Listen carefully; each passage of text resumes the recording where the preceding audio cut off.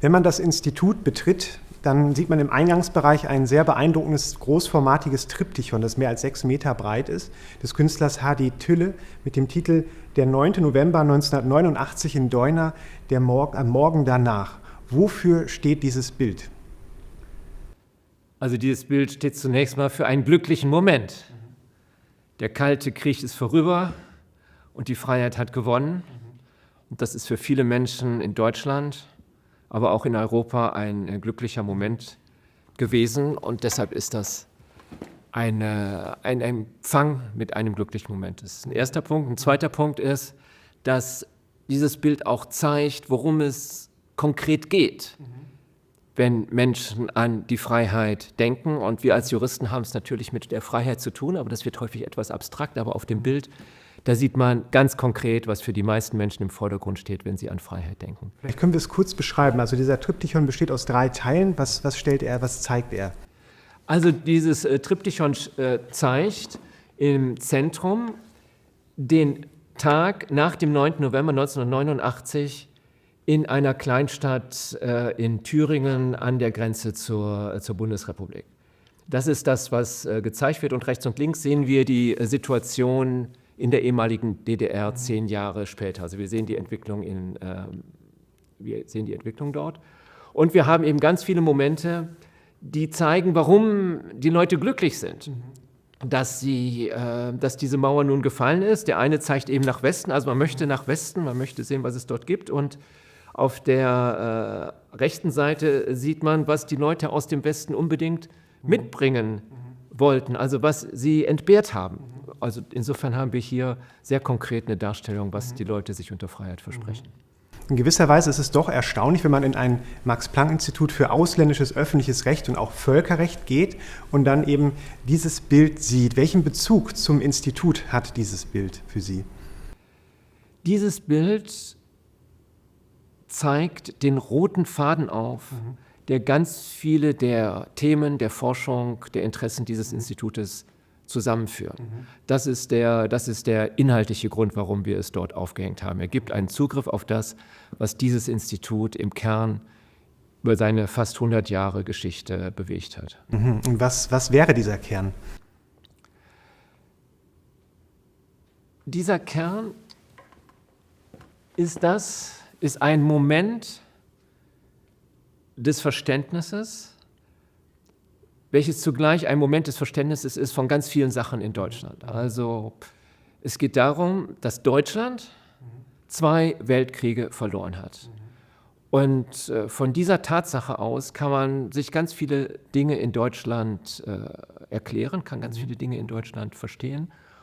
Und das gilt eben auch für die Geschichte des Instituts. Das ist nicht monokausal, es gibt zigtausend andere Kräfte, die auf Deutschland eingewirkt haben. Und es ist auch nicht deterministisch, das heißt, daraus ergibt sich nicht das, was wir hier haben, sondern an ganz vielen Stellen gibt es die Möglichkeit unterschiedlicher Wege, aber gleichwohl diese verschiedenen Wege kann man doch auf diese Tatsache zurückführen, dass Deutschland 2 Weltkriege verloren hat.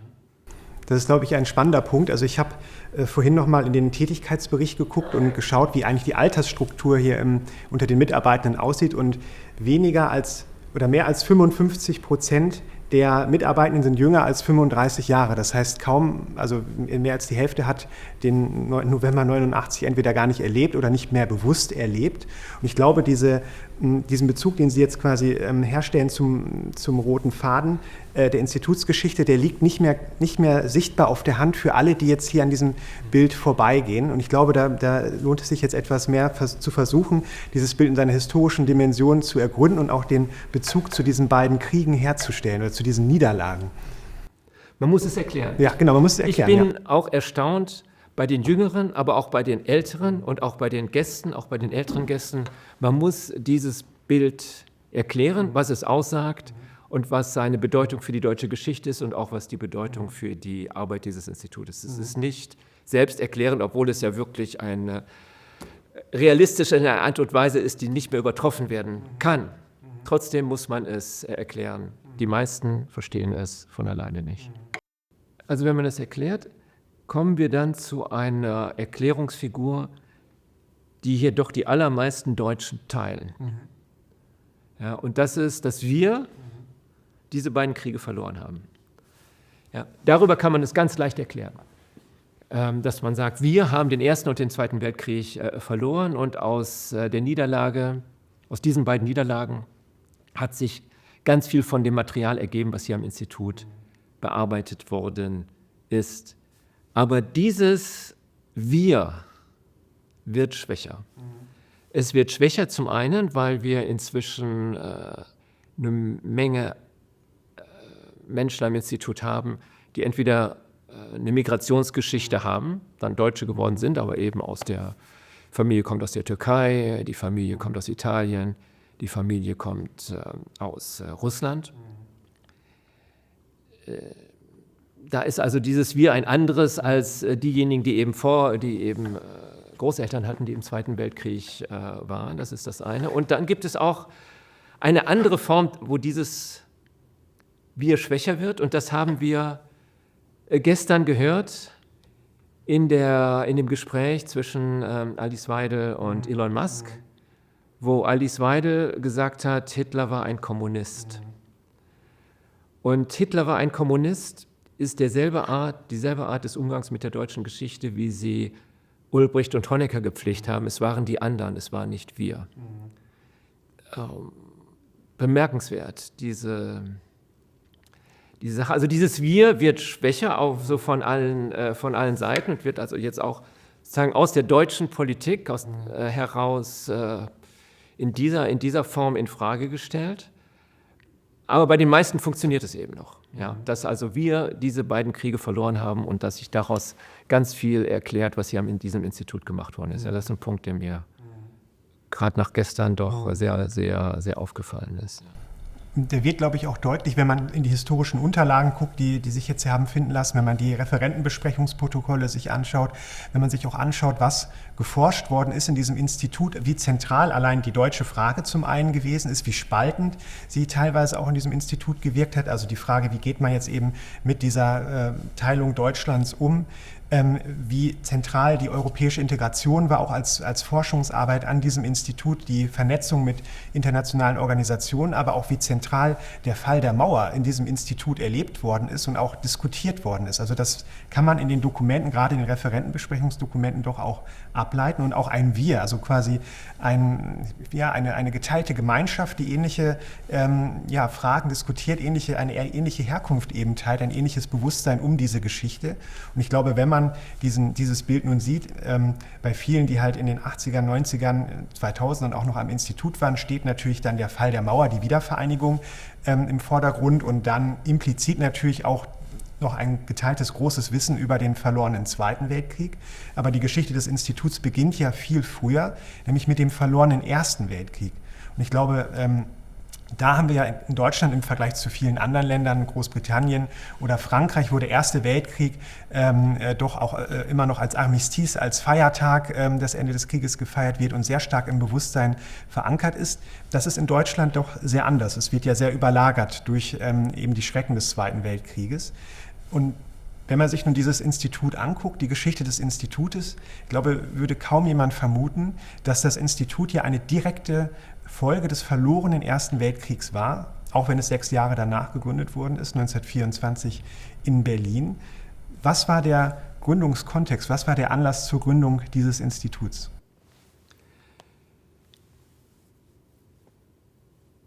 Also, auch hier muss man vorsichtig sein, allzu starke Kausalitäten zu ziehen. Wir haben ja jetzt aus der historischen Forschung erfahren, dass der unmittelbare Grund der Gründung dieses Instituts darin lag, dass die Max-Planck-Gesellschaft 1924 noch Geld übrig hatte. Und da kam dann die Idee, dann machen wir doch dieses Institut heraus. Also jetzt zu sagen, Versailles und deshalb das Institut, das knüpft den Faden zu eng. Ja, das ist ein erster Punkt, der mir doch wichtig ist. Also die Kontingenz der Gründung ist uns jetzt doch noch mal sehr viel klarer, als das ursprünglich gewesen ist. Das ist wichtig auch, um diesen roten Faden zu verstehen. Es war aber naheliegend, weil der Versailler Vertrag eben eine Fülle von Rechtsfragen aufgebracht hat und es die Auffassung gab, dass es zu wenig Rechtsexpertise gab, um sich mit diesen Dingen auseinanderzusetzen. Und insbesondere, wenn man wenig Soldaten hat, dann braucht man viele gute Juristen. Und nach dieser Logik konnte dann vermittelt werden, dass das Geld, was übrig war 1924, im Haushalt der Kaiser-Wilhelm-Gesellschaft dann in ein völkerrechtliches Institut floss. Genau, also die Grundlage war eben die, es gab noch Gelder, die übrig waren im Haushalt und Viktor Bruns war eng befreundet mit Friedrich Glum, dem Generalsekretär der KWG, und man traf sich, tauschte sich aus und das Institut oder die Kaiser-Wilhelm-Gesellschaft stand vor der Wahl, entweder ein Institut für Theaterkunde ins Leben zu rufen, das fand Glum nicht allzu wichtig im Vergleich zum Völkerrecht, und dann hatte man das Geld eben für das Völkerrechtsinstitut verwandt. Und da steckt natürlich auch eine politische Idee dahinter der Kaiser-Wilhelm-Gesellschaft. Wenn man sich dann diese Zeit anguckt, Deutschland der 20er Jahre, Sie haben schon skizziert, der Versailler Vertrag hat eine Fülle von Problemen aufgeworfen. Also wir haben auf der einen Seite ein riesiges Problemfeld, ein juristisches Feld, auf der anderen Seite einen Mangel an fähigen Praktikern und auch Wissenschaftlern, die diese Fragen beantworten können. In welchem Zustand befand sich denn die deutsche Völkerrechtswissenschaft in den 20er Jahren? Welche Lücke sollte das Institut füllen? Also ich bin kein Völkerrechtshistoriker. Deshalb ist das, was ich Ihnen jetzt sage, nicht auf solider wissenschaftlicher Forschung aufbauend, sondern das sind also Impressionen, die ich so gesammelt habe. Das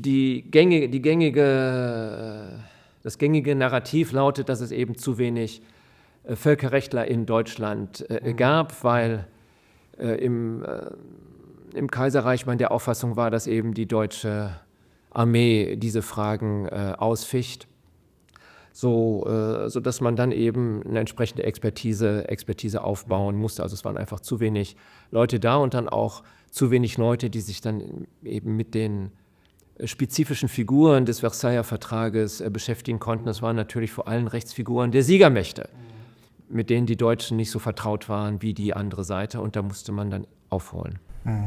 Es gibt ja in der Gründungsdenkschrift aus dem Jahr 1924, die von Viktor Bruns, Heinrich Triepel und Friedrich Glum verfasst worden ist, auch ein sehr prägnantes Zitat. Dort heißt es: Deutschland wird sich für Jahrzehnte die Pflege internationaler Beziehungen mehr denn je angelegen sein müssen, um sich zu schützen gegen die unberechtigten Ansprüche seiner Kriegsgegner, um seinen Landsleuten in den abgetretenen Gebieten zu helfen und um sich aufs Neue Geltung in der Welt zu verschaffen. Das spricht ja eigentlich doch schon einiges aus diesem Zitat, würde ich sagen. Ja, das ist ein sehr instrumentelles Verständnis des Völkerrechts. Und sicher nicht das Verständnis, was dann in den 80er und 90er Jahren und auch 2000er Jahren gepflegt wurde, dass das Völkerrecht irgendwie das Edelste ist, was die Welt des Rechtes zu bieten hat, sondern hier haben wir also ein ganz klares instrumentelles Verständnis des Völkerrechts. Also das Völkerrecht dient nationalen Interessen. Man nutzt das Völkerrecht so, dass es eine Interpretation hat, die den nationalen Interessen schützt. Das ist ein bisschen anders. Und inwiefern unterscheidet sich dann dieses Verständnis des Völkerrechts des Berliner Kaiser-Wilhelm-Instituts von den beiden anderen Instituten, die ja in der ähnlichen Zeit gegründet worden sind? Also es wurde 1914 schon ja das Institut für internationales Recht in Kiel gegründet, das dann ab 1926 von Walter Schücking geleitet wurde, und dann 1922 in Hamburg das Institut für Auswärtige Politik. Oder, um nochmal einen ganz anderen Fall zu bringen, das Genfer Institut de Haute Études Internationales, das ist ja quasi ein institutionelles Feld, in dem sich auch die Gründung unseres Instituts situiert.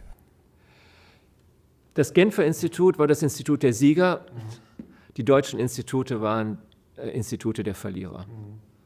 Das ist, glaube ich, erstmal ganz klar. Ich glaube, der Kampf gegen Versailles war in allen drei Instituten, dem Kieler, dem Hamburger und dem Berliner, wichtig. Es gab dann wohl graduelle Unterschiede, und insbesondere das Kieler Institut ist dann mit Schücking sehr viel mehr in die Richtung gegangen, dass man das Genfer System und den Völkerbund positiv nutzen wollte für eine internationale Friedensordnung. Also das Kieler Institut geht dann mit Schücking einen deutlich anderen Weg, aber zuvor ist mein Eindruck, sind die Unterschiede eher nuanciert, weil die Grundeinstellung, dass Versailles so nicht haltbar ist, dass das ein schlechter Frieden ist, das war geteilt. Und man muss ja auch sagen, da war ja auch viel dran. Vielleicht kommen wir später nochmal darauf zu sprechen im Rahmen des Nationalsozialismus, aber das ist ja nicht aus der Luft gegriffen, die Kritik an diesem Vertrag. Wie würden Sie dann das Verhältnis aus Wissenschaft und Rechtspraxis sehen? Weil also ein Kernelement dieses Instituts ist ja dann nicht nur gewesen, also wissenschaftliche Expertise zu erlangen, also eine große Bibliothek aufzubauen. Das war ein Kernbestandteil dieses Instituts, Recht zu erforschen, zu systematisieren, in Editionen wie den Fontes Juris Gentium überhaupt verfügbar zu machen für Forschung, aber auch für Praxis. Und wenn man dann schaut, das ist also das ein Kernbestandteil des damaligen Instituts gewesen. Und ein anderer sehr wichtiger Bestandteil war ja die rechtspraktische Arbeit, also vor allem Beratung von Institutionen, aber eben auch vor allem von Viktor Bruns das Auftreten eben als deutscher Interessensvertreter vor Schiedsgerichten beispielsweise oder von Erich Kaufmann. Wie würden Sie dann, wie nah ist das Institut daran, ein State Agent zu sein und wie forschungsfrei war dieses Institut im Prinzip? Also die Beratung der deutschen Institutionen stand offensichtlich im Mittelpunkt. Und deshalb auch Fragen, die aus den deutschen Institutionen dann eben an das Institut herangetragen wurden. Aber es war mehr als ein Think Tank. Aus dem Institut heraus sind bedeutende Bücher entstanden, also von den Büchern aus der Weimarer Zeit, die heute noch gelesen werden. Da sind doch eine ganze Reihe hier am Institut entstanden und gelten unzweifelhaft als Grundlagenforschung. Also es war mehr als ein Think Tank. Es gab hier Raum für sehr grundsätzliche Reflexion. Welche würden Sie so als die großen Werke der Weimarer Zeit des Instituts identifizieren? Also ich glaube, dass Hermann Heller mit der Souveränität da schon ganz vorne dabei ist. Ja. Und da haben wir jetzt auch nochmal eine spannende Figur, Hermann Heller.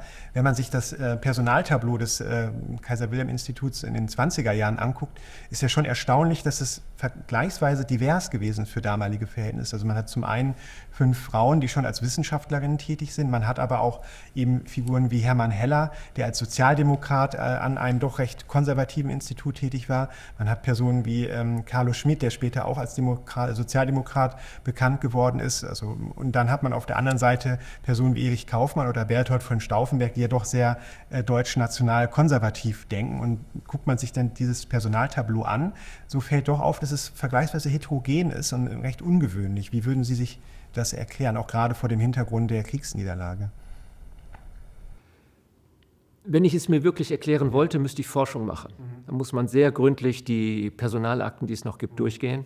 Ich kann nur spekulieren und das geht in sehr unterschiedliche Richtungen. Es kann einfach auch Zufall gewesen sein, dass man die richtigen Leute, diese Leute bekommen hat. Es kann auch sein, eine meritokratische Personalpolitik, dass gerade die Leute, die nicht aus dem Mainstream waren, dass die besonders hervorragende Wissenschaftler waren und dass man die aus diesem Grund dann eingestellt hat. Es kann aber auch sein, dass Bruns eine spezifische Diversitätspolitik verfolgt hat. Er war ja auch jemand, der sich gut politisch orientiert hat und deshalb den großen Strömungen der Weimarer Republik dann auch jeweils jemanden anbieten wollte, der aus dem Institut zu diesen Gruppen spricht. Also es gibt ganz unterschiedliche Möglichkeiten, was da zugrunde gelegen haben könnte. Und wie würden Sie gerade Viktor Bruns, also den Gründungsdirektor, jetzt aus der Rückschau beurteilen? Also sein wissenschaftliches Werk ist jetzt ja eher schmal, also man kann ihn, glaube ich, eher als einen Wissenschaftsmanager und einen Rechtspraktiker historisch festhalten. Wie würden Sie seine wissenschaftliche Wirkung und auch seine praktische Wirkung auch vor dem Hintergrund der Institutsgeschichte bewerten? Ja, also von der wissenschaftlichen Wirkung ist eigentlich nur der eine Titel seines einen Aufsatzes übrig geblieben. Noch nicht mal die Gehalte des Aufsatzes, sondern es ist eigentlich der Titel, der geblieben ist. Wie erfolgreich seine Tätigkeit als Richter und Schiedsrichter war, vermag ich nicht zu beurteilen. Auch das würde sehr gründliche Forschung erfordern. Sie haben ja gerade gesagt, dass Sie Die haben gezeigt, dass jetzt der Schriftwechsel oder die Manuskripte zu seiner Tätigkeit als Richter und Schiedsrichter aufgetaucht ist. Da wird man wahrscheinlich forschen können, ja, wie einflussreich er bei der einen oder anderen Entscheidung gewesen. Ich kann das nicht beurteilen. Was man sieht, ist, dass das Institut in doch sehr kurzer Zeit eine internationale Sichtbarkeit sich erarbeitet hat. Das war ja auch nicht selbstverständlich.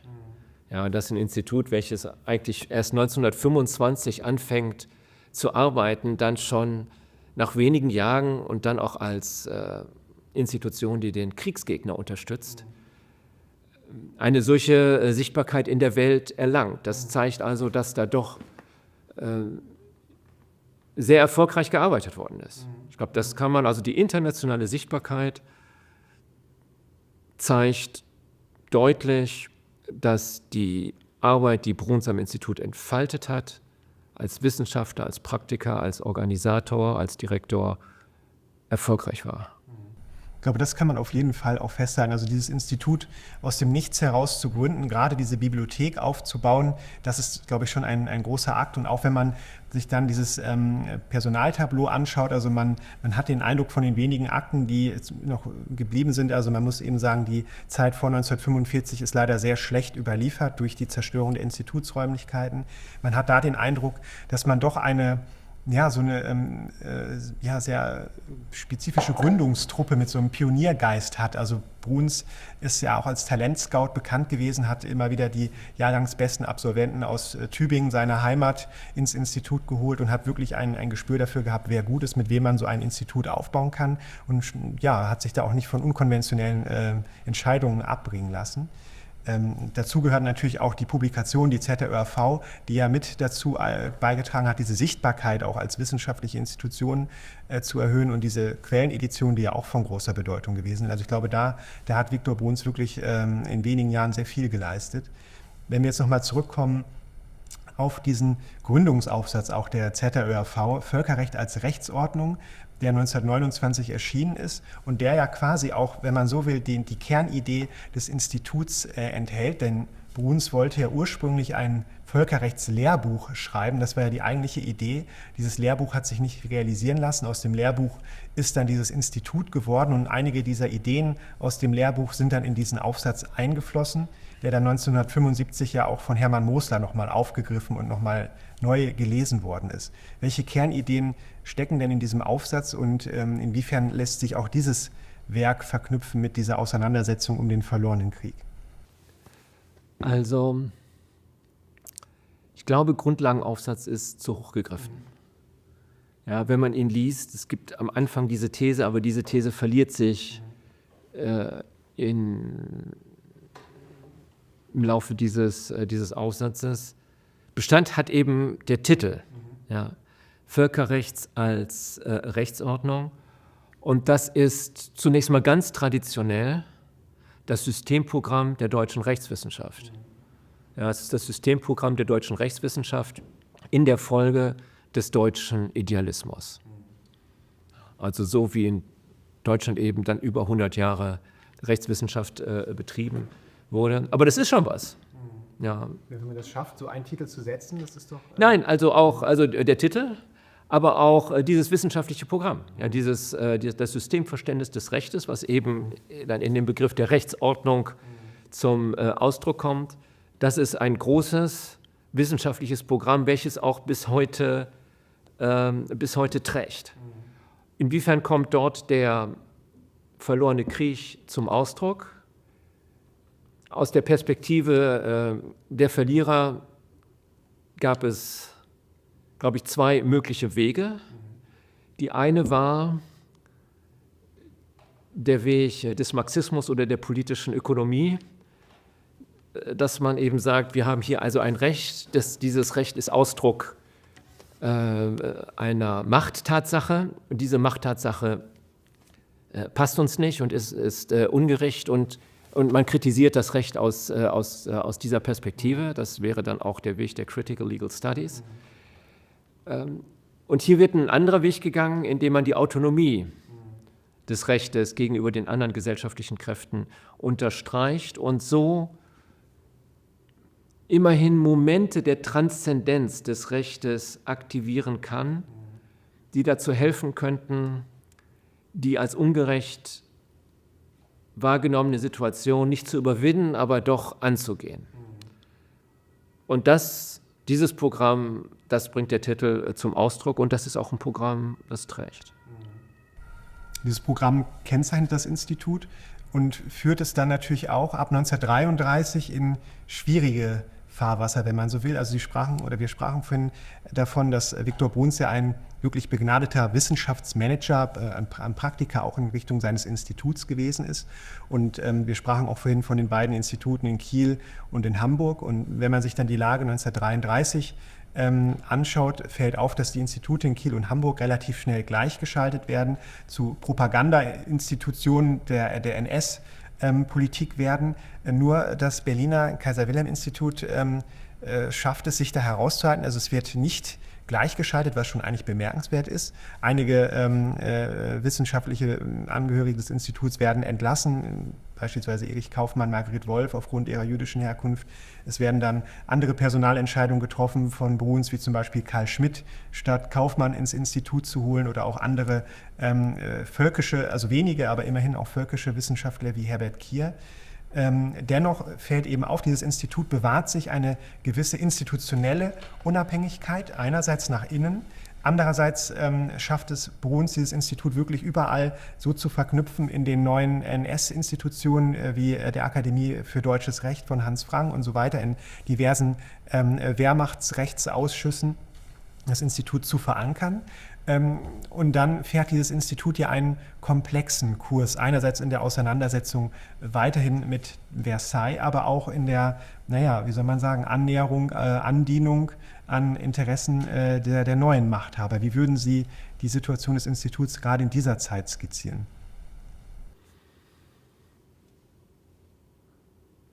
Also sie war unübersichtlich, komplex und schwierig. Man kann es schon so lesen, dass die Annäherung an den NS auch den Aspekt hatte des Kampfes gegen Versailles. Und dass diese gemeinsame Zielsetzung etwas ist, was die Annäherung auch inhaltlich getragen hat und auch nicht nur negativ war. Ja, der Versailler Vertrag war ein großer Fehler, so wie auch die anderen Pariser Vorortverträge. Wenn wir heute also auf den Nahen Osten schauen, und den Krieg, der dort ist, der ist auch eine Konsequenz des Vertrags von Sèvres mit der Auflösung des Osmanischen Reiches. Ja. Also die vielen Probleme, die es im Umkreis von Ungarn gibt, haben alle auch noch zu tun mit dem Vertrag von Saint-Germain und mit dem Vertrag von Trianon.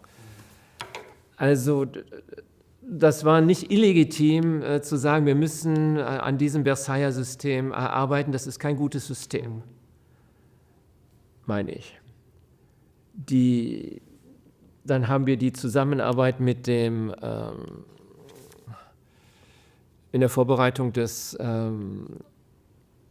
Zweiten Weltkriegs. Auch das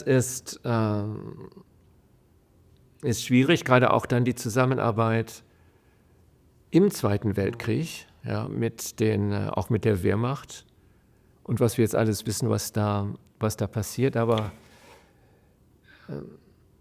ich komme jetzt gerade aus Israel zurück und ich habe da viele gute Bekannte, die ganz kritisch sind mit dem, was passiert. Ja. Die sogar ziemlich sicher sind, dass da tatsächlich schwere Kriegsverbrechen durch ihre Leute passieren.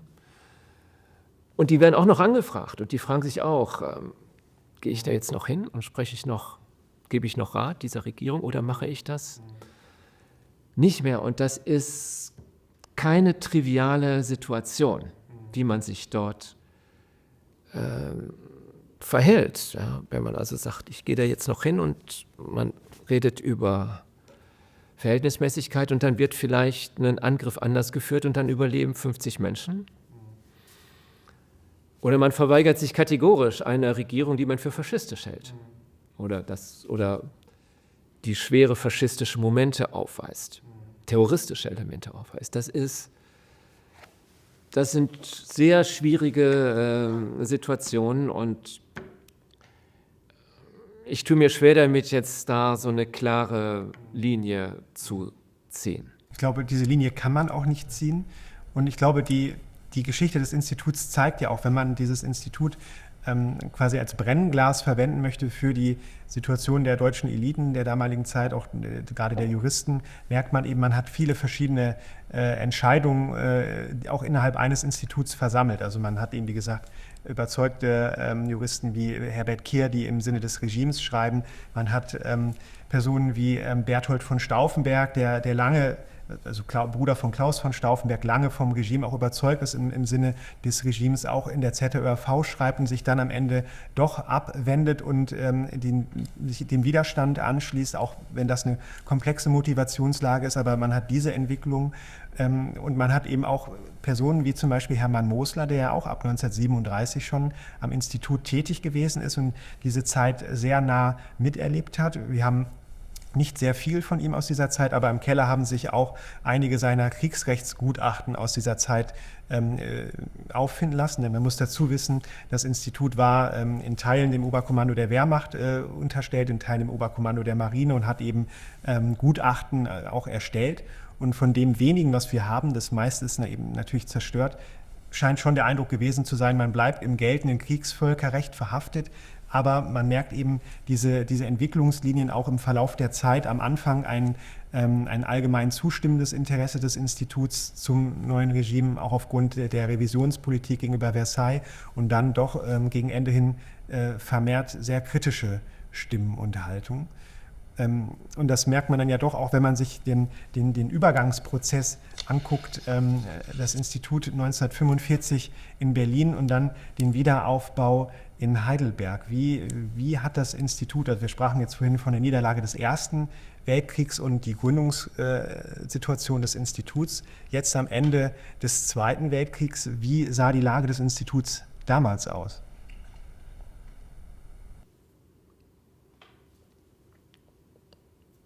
Auf jeden Fall schwierig.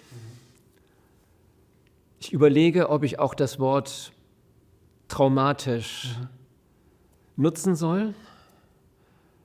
Ich glaube aber nicht. Ich glaube, dafür war dann die Situation von Herrn Bilfinger in seiner Villa hier am Philosophenweg doch zu behaglich, als dass man dann dieses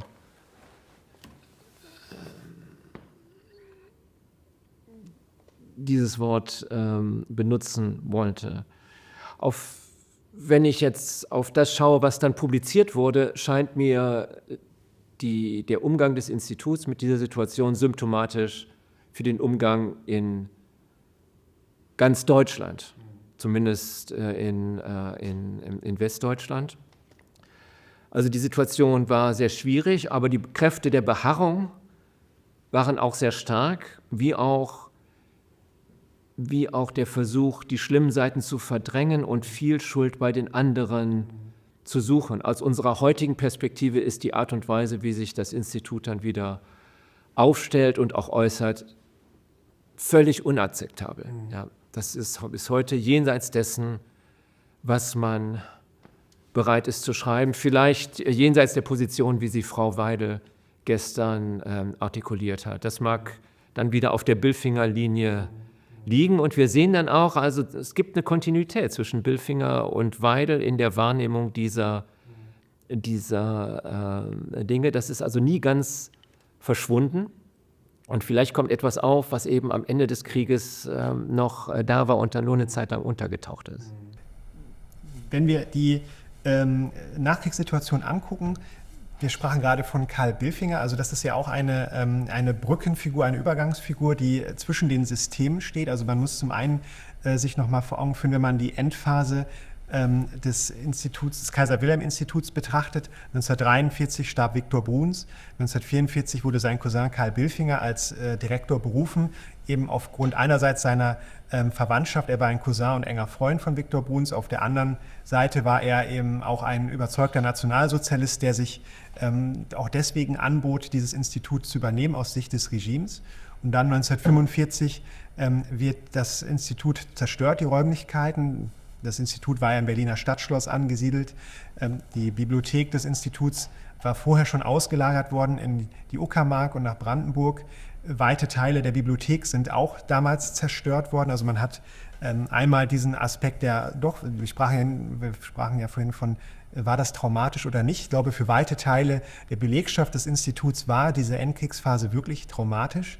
Für Karl Bilfinger, der in Heidelberg lebte, in seiner Villa am Philosophenweg und natürlich keine Lust hatte, sich ins zerstörte Berlin zu begeben und auch deswegen den Grundstein dafür gelegt hat, dass das Institut in Heidelberg wieder begründet wurde, war das sicherlich keine sonderlich traumatische Zeit. Aber ich glaube, wenn man sich die Gesamtheit des Instituts anguckt, war das eine sehr, sehr schwierige Phase, ein sehr schwieriges Erleben dieses Kriegsendes. Also einmal durch Zerstörung, durch den Tod vorher von Viktor Bruns, einer gewissen Orientierungslosigkeit und dann eben einem Institutsdirektor, der auch eine hochgradig umstrittene Person eben ist, aufgrund seiner NS-Belastung, auch aufgrund seines Alters, seiner Krankheit gar nicht mehr dazu in der Lage, dieses Institut neu zu führen und aufzubauen. Bei Bilfinger muss man wissen, er wurde lange Zeit nicht entnazifiziert und dann 1949 doch eher durch Zufall, weil dem Gericht viele belastende Publikationen nicht vorlagen. Und dann wurde er von der neu gegründeten Max-Planck-Gesellschaft als Direktor eingesetzt und dieses Institut wurde hier gegründet. Und wenn man sich dann gerade diese Neugründungsphase nochmal anschaut zwischen 1949 und 1954 in der Verarbeitung der Kriegsniederlage, insbesondere durch Bilfinger, wie hat das Institut unter Bilfinger diesen Krieg verarbeitet? Gerade wenn man an seine Publikation Friede durch Gleichgewicht der Macht denkt, 1950 in der ersten ZRV-Ausgabe. Ich glaube nicht, dass man von Verarbeitung sprechen kann, sondern man hat versucht, sich dazu zu verhalten. Verarbeiten ist 4, 5 Jahre nach Ende des Krieges auch zu viel. Ja, das kann nicht man, sondern man verhält sich dazu. Und die Art und Weise, wie das Institut in der Figur seines Direktors Bilfingers dazu verhält, ist für uns heute falsch. Es ist falsch, weil es sich zu keiner Positionierung zu dem durchringt, was geschehen ist, sich darauf konzentriert, Völkerrechtsverstöße der Alliierten zu besprechen.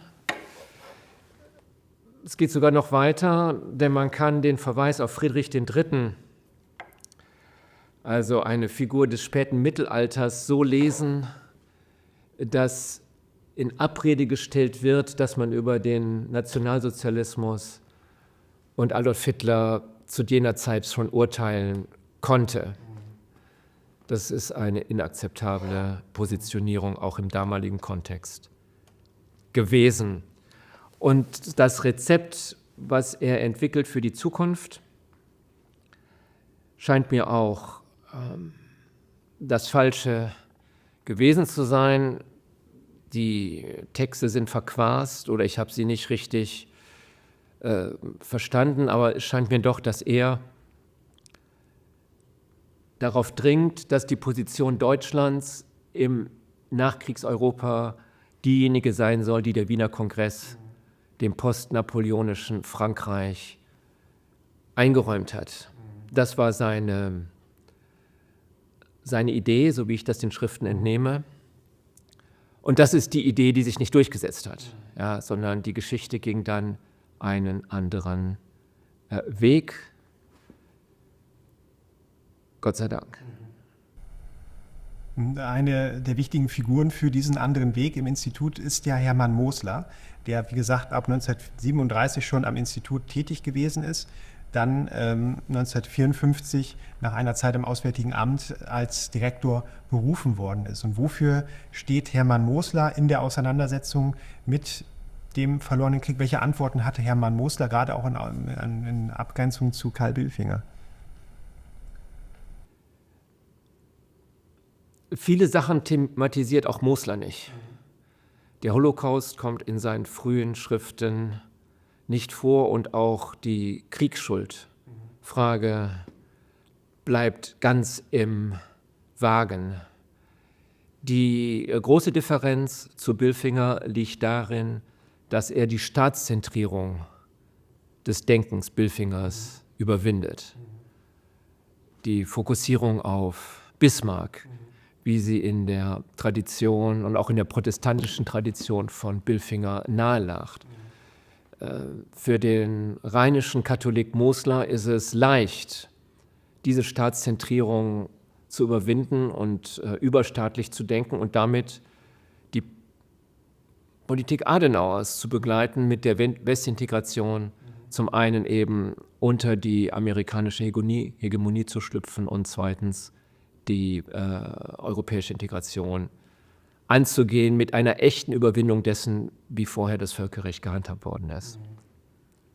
Also auch wenn Hermann Mosler sich ja quasi kaum zur Geschichte des Instituts geäußert hat, also nur zu sehr, sehr seltenen Anlässen und dann auch sehr sparsam, merkt man ja doch dieses Erleben des Krieges, der Niederlage in dieser Institutskonzeption. Also welche Themen sind jetzt unter Mosler eigentlich führend am Institut und wie setzt man sich auch mit dem Erbe des Zweiten Weltkrieges am Institut in seinen Forschungen und auch in den Debatten, die in den 50er und 60er Jahren dann folgen, auseinander?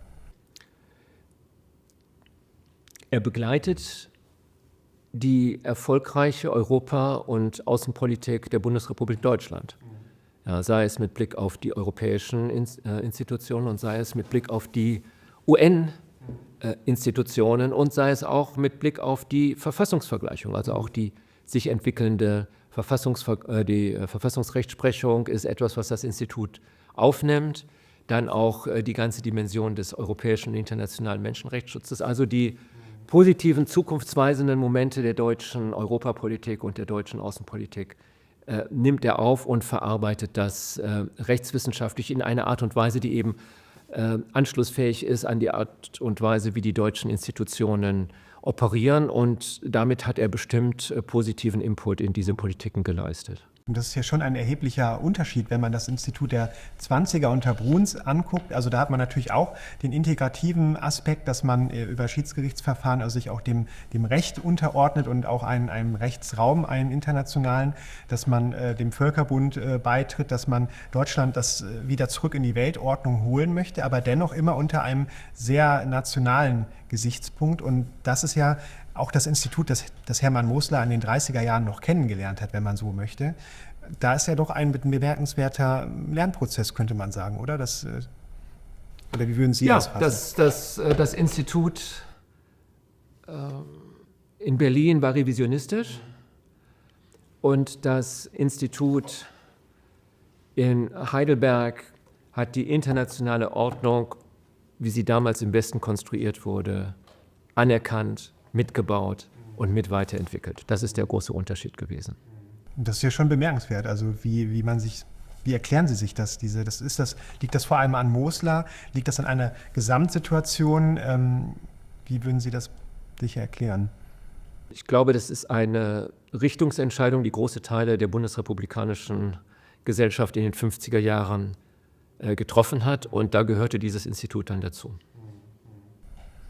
Und wenn wir jetzt an die 60er Jahre vor allem denken, die Auseinandersetzung, wenn man auch in Richtung des Gemäldes wieder zurückkommt, was wir am Eingangsbereich hängen haben, die deutsche Frage, die deutsche Teilung, da gab es ja auch verschiedene Zugänge, Auseinandersetzungen mit eben dem Erbe des Zweiten Weltkrieges. Wie sind andere Direktoren damit umgegangen? Ich glaube, man sieht hier sehr schön, dass diese These, dass sich vieles in der Geschichte dieses Instituts daraus erklären lässt, dass Deutschland 2 Weltkriege verloren hat, dass sie nicht deterministisch ist. Ja, also gerade auch im Umgang mit der entstehenden Ostpolitik. Ja, die einen waren der Auffassung, dass die DDR nicht anzuerkennen ist, dass die Oder-Neiße-Grenze nicht so anzuerkennen ist, sondern dass dort eben deutsche Forderungen aufrechtzuerhalten sind. Also die Hallstein-Linie.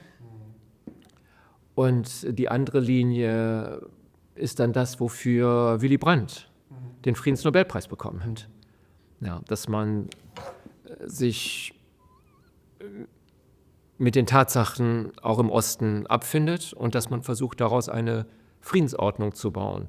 Beides erklärt sich aus den beiden Niederlagen, aber wir haben zwei ganz unterschiedliche Art und Weisen, damit umzugehen. Und der Beitrag des Instituts war auch hier darin, dass die gestalterischen und progressiven Kräfte sich letztlich durchgesetzt haben. Aber ohne Auseinandersetzung ging das, glaube ich, nicht ab. Also es gab ja verschiedene Lager an diesem Institut, also Lager ist vielleicht zu viel gesagt, aber doch auch verschiedene Sichtweisen auf genau diese Frage. Also das war, glaube ich, nicht unumstritten, auch innerhalb der Institution. Es war nicht unumstritten und ich glaube, das war auch gut so. Es war eine grundsätzliche Auseinandersetzung der Bundesrepublik Deutschland. Und wenn das Institut jetzt nur die eine Seite gehabt hätte, dann wäre die Forschung des Instituts in diesem Punkt auch schwächer gewesen, weil diejenigen, die dann die Ostpolitik konstruktiv begleitet haben, nicht in derselben Härte herausgefordert worden wären und ihnen die Dialektik der Auseinandersetzung gefehlt hätte, um ihre Thesen wirklich scharf zu machen. Wenn wir auf die Mitarbeiterschaft des Instituts auch noch in dieser Zeit blicken, das eine ist natürlich die Erfahrung dieses Krieges im Niederschlag in den Forschungen oder das Wissen um diesen Krieg in den Forschungen. Wenn wir aber jetzt auch darauf gucken, wie weit diese Zeit zurückliegt, auch das konkrete Erfahren dieses Krieges, sind ja Karl Döring und Rudolf Bernhard die letzten beiden Direktoren dieses Instituts gewesen, die den Krieg auch noch aus sehr eigener praktischer Erfahrung als Soldaten erlebt haben. Sie haben die beiden ja auch lange kennengelernt, auch in diesem Institutszusammenhang. War das für Sie auch noch spürbar in den Gesprächen, die hier geführt worden sind, in der Form, wie Wissenschaft oder auch gegenwärtige Fragestellungen debattiert worden sind? Wie gegenwärtig war diese Kriegserfahrung dieser beiden Direktoren? Die Kriegserfahrung dieser beiden Direktoren war stark, aber völlig unterschiedlich. Döring sprach viel und er sprach gern darüber. Bernhard sprach nie darüber, aber es war immer präsent. Ja, das waren ganz einschneidende Erlebnisse im Leben dieser beiden Menschen, das hat sie nie losgelassen. Und ich habe ja auch jetzt gerade in Israel erlebt, wie einschneidend das ist, wenn man tatsächlich im Krieg ist. Das ist schon eine andere existenzielle Qualität. Und würden Sie sagen, wenn man jetzt an die Referentenbesprechung denkt oder an der Art, wie Themen diskutiert worden sind, dass auch dieses Erlebnis des Krieges ein Argument oder einen Einfluss auf die Bewertung von aktuellen Entwicklungen hatte, dass dieses Wissen um diese Niederlage, um diese Kriegserfahrung dann quasi ja noch bis vor wenigen Jahren dann noch präsent gewesen ist. Jetzt verliert sich da jetzt etwas im Institut? Bei Karl Döring kam die Kriegserfahrung immer wieder hoch und das führte zu dem interessanten Argument, ob man, um eine juristische Frage wirklich beurteilen zu können, man diese Lage erlebt haben muss. Oder ob das Argument von jemand, der sie erlebt hat, eine andere Qualität hat als jemand, der sie nur wissenschaftlich bearbeitet hat. Das ist eine große Frage, die ich hier stehen lassen möchte, offen stehen lassen möchte. Ja. Wir sprachen am Anfang darüber, dass die Altersstruktur des Instituts ja nun so ist, dass mehr als die Hälfte unter 35 Jahre alt ist, dass sich ein Wissen um diese beiden verlorenen Kriege vielleicht zu verlieren droht, zumindest weniger präsent ist in der allgemeinen Wahrnehmung, zumindest der Erste Weltkrieg schon lange nicht mehr. Der Zweite Weltkrieg, da ändert sich das Verhältnis auch durch eben generationelle Fragen, aber auch durch eine größere Diversität der Mitarbeitenden am Institut, die nicht mehr alle einen deutschen Hintergrund haben, sondern auch andere Geschichten mitbringen. Und eben auch dadurch, dass ältere Generationen jetzt nicht mehr am Institut da sind, dass der Austausch mit denjenigen, die diese Erfahrung unmittelbar gemacht haben, nicht mehr in der Form möglich ist.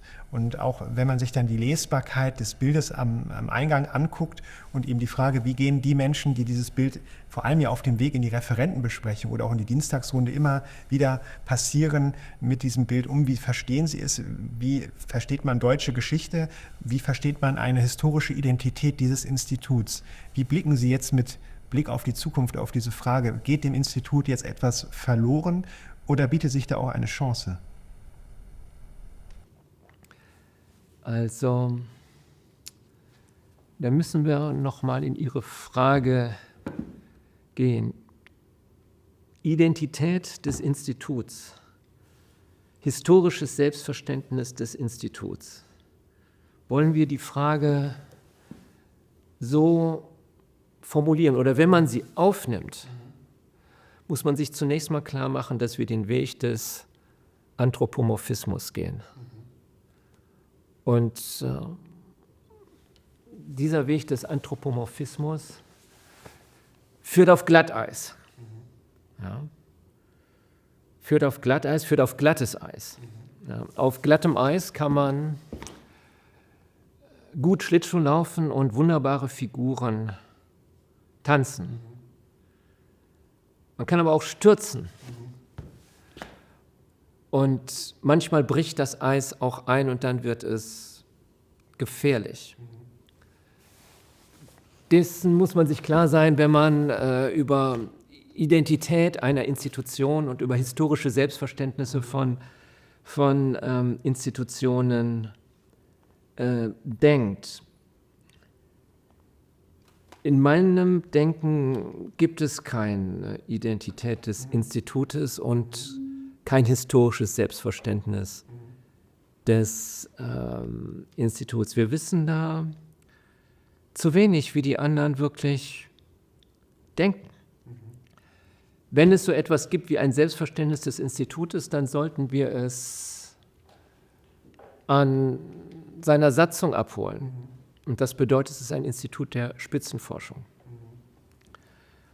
Und Spitzenforschung verlangt Pluralismus.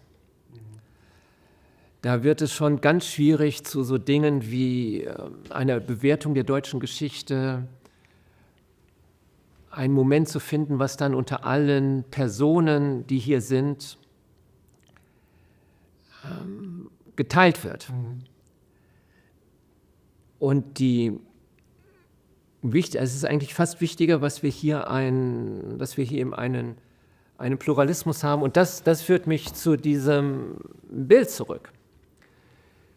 Dieses Bild beschreibt einen glücklichen Moment der deutschen und europäischen Geschichte.